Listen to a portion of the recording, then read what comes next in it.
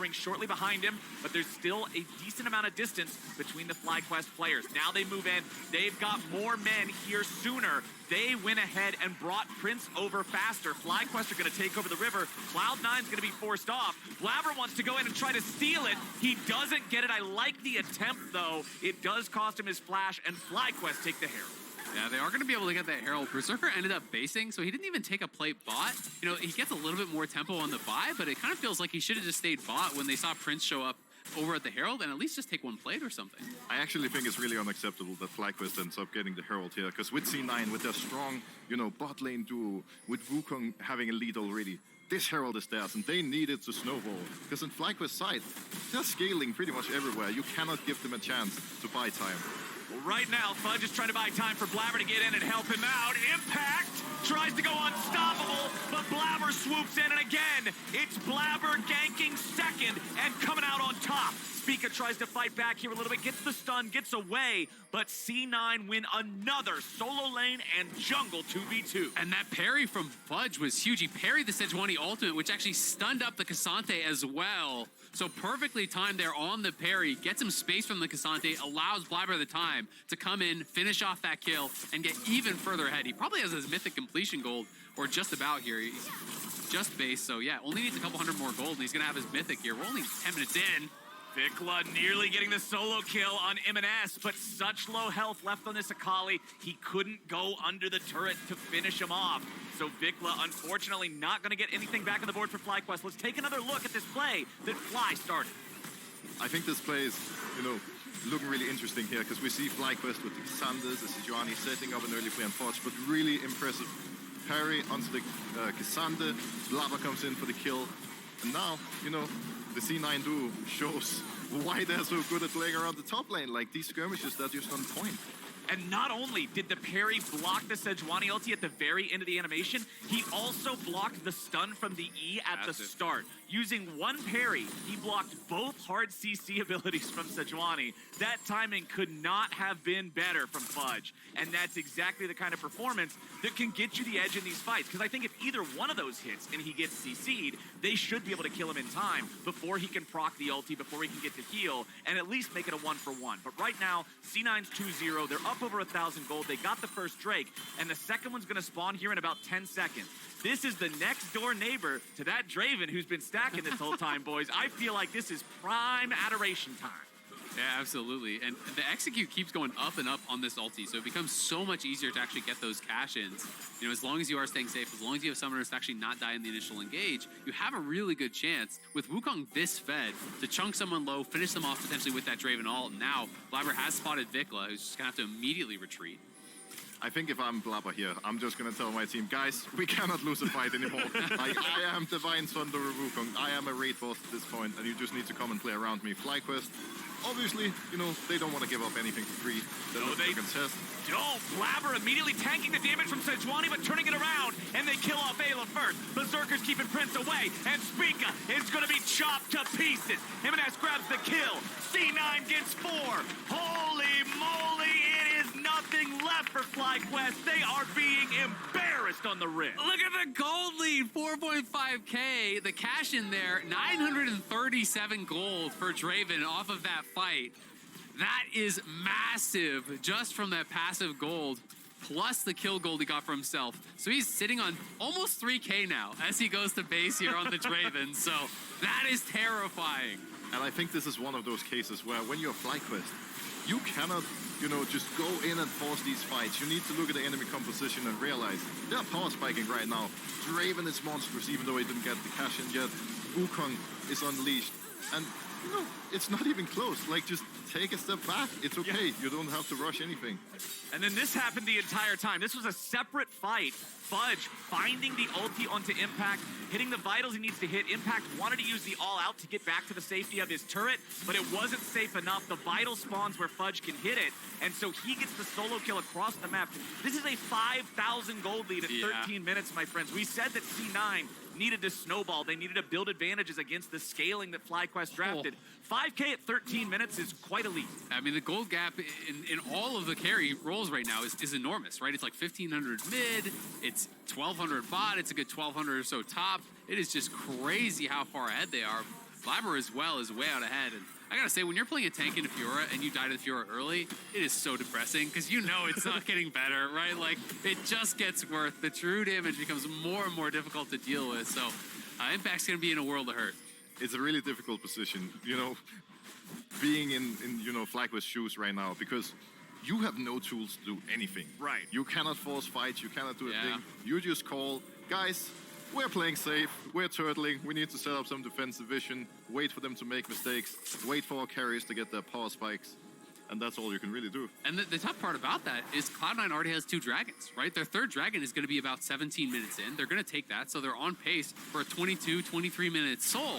And so that's not really giving FlyQuest any time to do anything, right? You can say, all right, all eggs in the Prince basket, please, Zeri, carry us. But, like, by 22 minutes, you're still going to be a full item down on this Draven. And I think the best part is that this split, C9 hasn't lost a single game while being ahead at 15 minutes. So the odds are definitely not in FlyQuest's favor right now. The pressure is on for real. And who knows, maybe they're going to be the first team to do it. FlyQuest has to look at some more creative stats. You have to look at the Fudge Fiora stats. He's 2-8 all time. Okay. So you gotta depend on the Fiora throw. What? It's funny because I feel like he's actually been really good individually on it, but he doesn't seem to ever get any wins.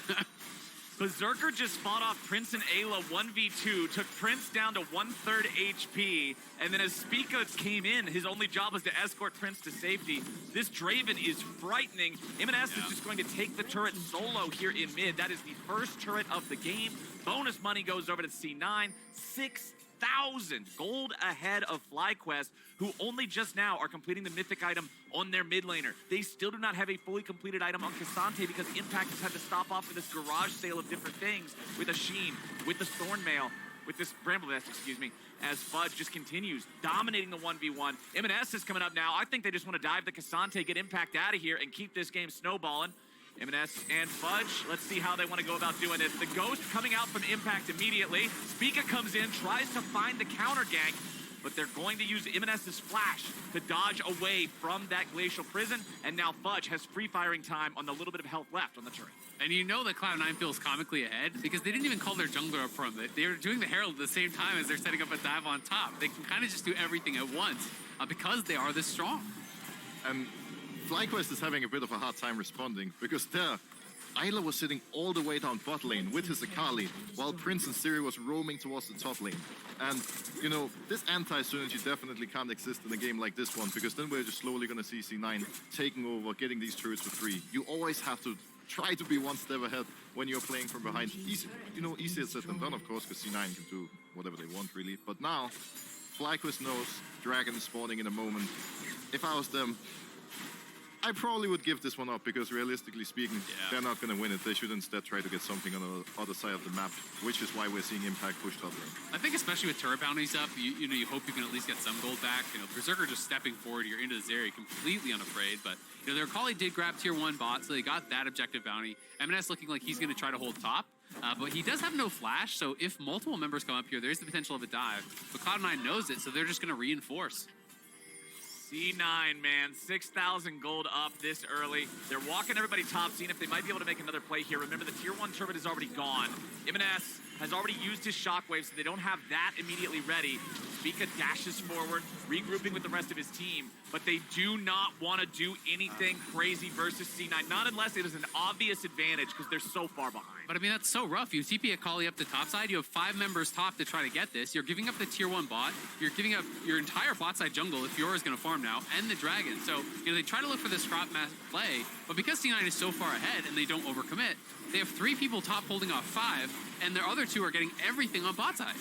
Yeah, we're kind of seeing FlyQuest starting to crumble a little bit here under the pressure, and they're eventually going to have to pull the trigger, take a risk, try to, you know, get a pick, get a team fight, because it seems like C9 is just never going to give them the number advantage they want. Right, so let me ask you this then. We gave up the Drake on the side of FlyQuest, just like you're saying, hey, you're way too far behind, you can't fight it. But now Soul's on the table. Do you think for FlyQuest it's better to try to find something before then, or just get as much scaling as you can in the next 4.5 minutes and send it to the Soul? I think at this point, look at AD carry items. If I am FlyQuest, I wouldn't be too happy about fighting at this point. I think you're at the very least going to need your second item available on Siri before you can even consider hopping into team fights. maybe C9 is going to make a mistake. They can look for a pick on someone who overextends, but it's not really a habit we've seen much from them. So it's just overall really difficult. I'm getting flashbacks right now to a game we had on Fnatic many years ago where we were in the position FlyQuest is in right now. And the only call we had was, guys, hope Brox steals Baron. There's no hope anymore. Put the defensive vision topside, try to steal the Baron. For what it's worth, we actually won that game. Did you steal the Baron? Oh, that's where the FlyQuest Brox meme started. I stole 2 of them. So maybe Speaker can do the same. We'll see. Well, right now, Speaka's being chased away from his own red buff as C9 is looking to steal every possible resource they can. Blabber's smite comes in true as the teleport from FlyQuest. They're calling their moment. They want to go in now. Blabber's the target. They go over the wall there with Mikla, but Blabber's right back onto him. Blabber looking for the kill, and they've already killed the enemy mid laner. He's on a rampage, and Impact is next. Unstoppable? I don't think so. Fudge takes that kill and reposts some of the CC that would have come after him as he chases after Prince. A wild growth is going to allow the remaining FlyQuest players to disengage, but they went for the moment. They could not find it. I think it's curtains for FlyQuest. Yeah, it's looking pretty much over at this point. Already an 8K gold lead. We're not even at 20 minutes here.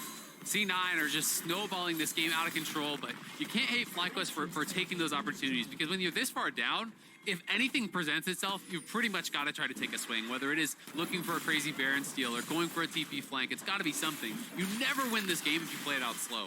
I think the only problem is that in this case, they went too far out of their own vision. They were fighting on C9's terms, and you're going to want to wait for them to move in deep, jump them, you know, on your own vision, so it's a little bit harder for them to respond. Obviously a good attempt. Did get 1 kill on their Kali, but still a long way to go for them, unfortunately. Man, oh man, it's tough for FlyQuest. I mean, this slide just seems to be continuing for this squad that was so dominant in the first part of the split. They looked like nobody could touch him. Prince was a god that was just sent straight from the LCK to bless FlyQuest with his powers. But now, it seems like the coordination, the communication that made this team so scary early on has fallen apart a bit, and Cloud9 has just outperformed them everywhere here in this game. Berserker's just completely unafraid here. Yeah, Impact steps at him. It doesn't matter. He can just go right back to auto-attacking. He doesn't even have any lifesteal. He's not worried about it. Infinity Edge and Essence Reaver gives him so much power, using the Blood Rush and the spinning axes to proc the sheen of the Essence Reaver. C9 is going to take down their 6th turret of the game. Everything outside of the FlyQuest base has been crushed to the tune of a 10,000 gold lead. Yeah, it's getting really tough here for FlyQuest. You know, I think at this point, it's almost just trying to like stay positive for the rest of the games in the Super Week. You know, they still are in the fight for first seed here, but Cloud9, you know, really doing a number on him.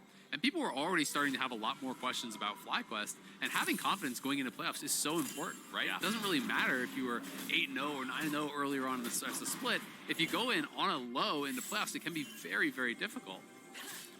For what it's worth, we have seen teams before come into playoffs from like a low starting point, dropping down to the loser bracket and then turning things around. And we have seen a lot of potential from FlyQuest. These are the 2 strongest early game teams we have in the league, which is why it's so disappointing to see it being so one-sided. Yeah. And I think more than anything, C9 just ended up being 1 step ahead in draft this time around. Like, the pressure has been so immense that FlyQuest haven't been able to survive early game at all. Absolutely, and I think it's something that is really impressive that C9 is able to show yet another look here, you know, in these weeks, to show a scaling slow kind of pace control mage, have M&S on an Orianna, have a solid game from him. Bringing out something like the Draven to really punish Azeri Lulu on this patch is also something now that teams are really going to have to worry about, because we see so much blind Azeri Lulu in the LCS. So if you now go into a draft and you're saying, well, we can't actually do that without banning Draven, that's severely limiting your options in playoffs. Yeah, and it was already difficult, you know, drafting versus C9 previously. It's just getting worse and worse for every week, pretty much. Now, we see the Dragon spawning here in just a moment. FlyQuest have now realized they're unable to fight for it, so instead, they set up some vision around the Baron. This is basically the only move they have. Like, at this point, once C9 has gotten Soul, they're gonna set their eyes on Baron. Because, I mean, technically, they're not gonna need Baron to crack tier freeze at this point. But it's a nice bonus, and obviously FlyQuest, you know, they want to try to, at the very least, feed out to attempt a steal. Yeah, exactly. I mean, you try to keep some sort of vision, so maybe you can get that miracle steal. I feel like when you're this far behind, the only thing you want to come out of your base for is a potential Baron steal and maybe an Elder. Because Elder is one of those things that can kind of sometimes erase all of the lead. You know, if you can get that Elder steal, it has so much power. that it is a lot of copium to think that you'll get there and steal it. Right. But, that can be kind of the hope that you can hold on to. 5-9, though, getting back out on the map. And it's also a lot harder to actually maintain vision control on this particular rift because there is all these, all the vision plants that you can actually wipe out wards with. It's a lot easier to actually find all those spots. You don't just need to rely on sweepers and pinks. There's extra plants on this Chemtech rift. And the blast cone heats you like 3 miles, so you can get to places more quickly. You can take different angles, go over different walls. C9, again, pushing into enemy territory, looking to make sure FlyQuest cannot safely approach the Baron pit. Fudge and Sven go over the wall. If they can get Spica, they know it's not going to be a Baron contest anymore. It's just a Baron beatdown. Wild growth from the Lulu. Ayla doing what he can to make sure his jungler doesn't die there. Spica's hurt, but he's not entirely out